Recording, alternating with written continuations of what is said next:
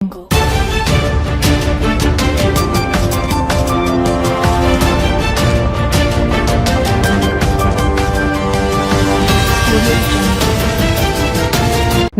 आज तक 24/7 न्यूज में आपका स्वागत है और मैं हूं आपके साथ निकिता श्रीवास्तव। आइए रुक करते हैं आज की तमाम बड़ी खबरों का।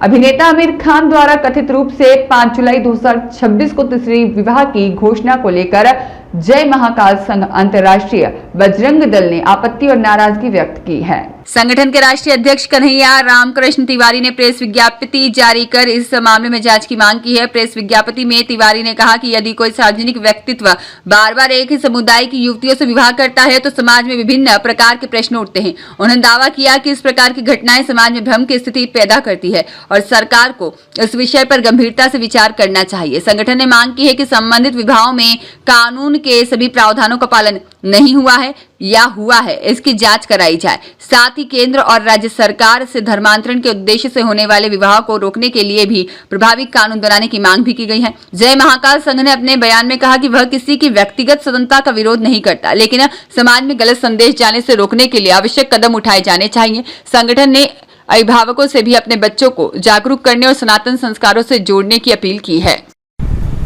मेरे साथ जय महाकाल संघ अंतर्राष्ट्रीय बजरंग दल के राष्ट्रीय अध्यक्ष कन्हैया तिवारी जी हैं। उन्होंने एक मुद्दा उठाया है, आमिर खान तीसरी शादी कर रहे हैं, वो भी हिंदू लड़की से। तो उस विषय में कृपया आप विस्तार से बताइए।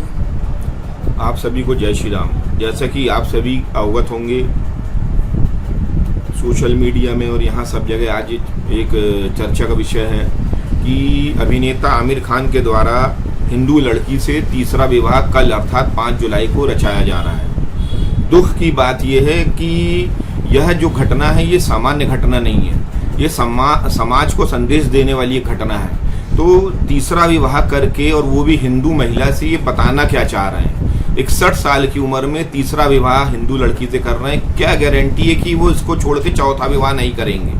पहला। दूसरा कि इन्होंने जितने भी विवाह किए उनसे जो बच्चे पैदा हुए वो सब मुसलमान ही हुए हैं और उसके नाम मुस्लिम रखे हैं। तो आपने विधिवत क्या पूर्व में इनसे तलाक लेकर के ये विवाह किया है? पहली बात। दूसरी बात कि आप ये जो कर रहे हैं ये कहीं ना कहीं हमारे भारतीय संविधान का, कानून का मजाक है कि लगातार तीसरा विवाह आप कर रहे हैं और खुलेआम कर रहे हैं, ऊपर से आशीर्वाद मांग रहे हैं। ये लव जिहाद का एक जीता जागता प्रमाण है। आमतौर पर देखने में आ रहा है कि लव जिहाद को लेकर के जो एक बहुत बड़ा समस्या हमारे भारत में उत्पन्न हो गई है, बहुत से आपने देखा है मौलवी पकड़े गए हैं एक रैकेट चलाते हुए, तो ये भी उसी का एक भाग लगता है। लव जिहाद ही है ये कुल मिलाकर के। मेरा सीधा आरोप आमिर खान पर है, ये एक छोटा मोटा मुद्दा नहीं है, राष्ट्रीय मुद्दा है। इस पर कानून को, यहाँ तक कि महिला आयोग को, मानव अधिकार आयोग को भी इनसे नोटिस भेज के ये पूछना चाहिए कि आप ये विवाह कर क्यों रहे हैं? आखिर क्यों आपने बाकी की 2 महिलाओं को तलाक दिया? और क्या गारंटी की जिस तीसरी महिला, हिंदू महिला से आप विवाह कर रहे हैं, इनको तलाक नहीं देंगे? और इनसे होने वाले बच्चे आप मुस्लिम पंथ में डाल रहे हैं, वो मुसलमान बन रहे हैं, उनके नाम मुस्लिम रख रहे हैं और फिर उसके बाद तलाक दे रहे हैं। तो क्या आपने विधिवत कानूनन तलाक लिया है? और हम बोल रहे लिया भी है, तो आप ये 3 विवाह कर क्यों रहे हैं? क्या आपके अंदर कोई हवस है, कोई भूख है, शारीरिक ऐसी भूख है जिससे कारण आप इस प्रकार का कर रहे हैं? ये जो संदेश है ये बहुत गलत संदेश पूरे भारत में, क्या पूरे विश्व में जा रहा है। मैं ये कहना चाहता हूँ कि इस घटना की पूरी जांच जो है महाराष्ट्र सरकार को, केंद्र सरकार को गंभीरता से करना चाहिए और लव जिहाद को लेकर के एक सख्त कानून बनना चाहिए कि इस प्रकार की घटना बार बार कारित ना हो। और आमिर खान जैसा व्यक्ति जो अपने आप को पिक्चरों के माध्यम से बहुत ज्यादा सिंसियर, गंभीर दिखाते हैं और वो इस प्रकार की घटना को अंजाम दें, ये दुख की बात है। उनके लिए भी मेरा संदेश ही, कृपया वो ऐसा न करें।